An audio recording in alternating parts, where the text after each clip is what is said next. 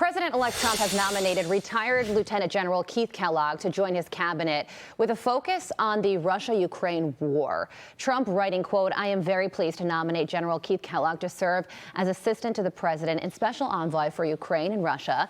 Together, we will secure peace through strength and make America and the world safe again."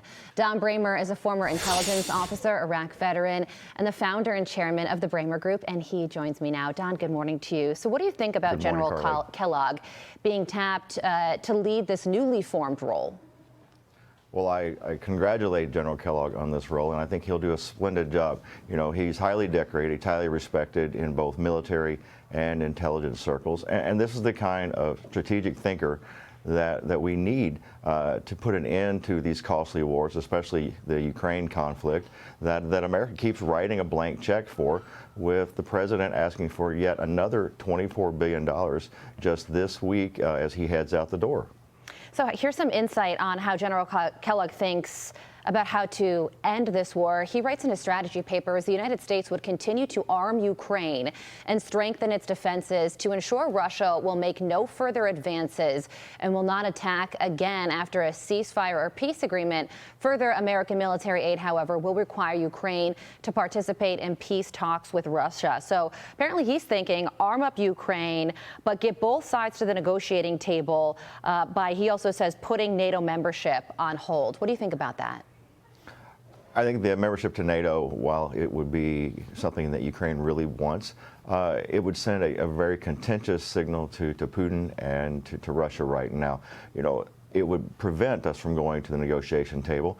And I think right now that in order to put an end to this, we need to show that the West and the United States will support Ukraine, but both sides have to sit down at the table and realize that there has to be a place in the middle where they can meet. This war is exhausting the population of Ukraine. It's exhausting the population of Russia. Russia's now having to bring in troops from other countries. So we have to put an end to it, and I think sitting at the table that first time is exactly what it's going to take, and find out where they can find that common ground. There's another war to talk about, and the Biden administration is working with the Trump transition team to restore peace in the Middle East as they both try to hammer out an Israel-Hamas ceasefire before the new administration takes office. The Wall Street Journal writes that the Trump team has stayed quiet during the Israel-Hezbollah ceasefire as it brings mutual benefit to both administrations. Quote, for Biden, a legacy-defying foreign policy win before he departs in January, and for Trump, one less global crisis that he will have to handle. Rare mutual understanding from the two political parties. What do you think? Well, I think it's a good sign. You know, both gentlemen agreed that we would have a smooth transition. And as we saw earlier, America is fully supportive of this president. They believe that, 60% that it's a smooth transition. And I hope it stays that way.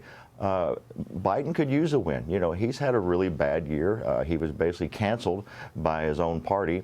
And it's respectful of President Trump to sit back, let him have this. Both sides of Israel and Hamas, they realize what's on the other end of this if they don't come to an agreement. So I think it's in their best interest to put this to bed sooner rather than later.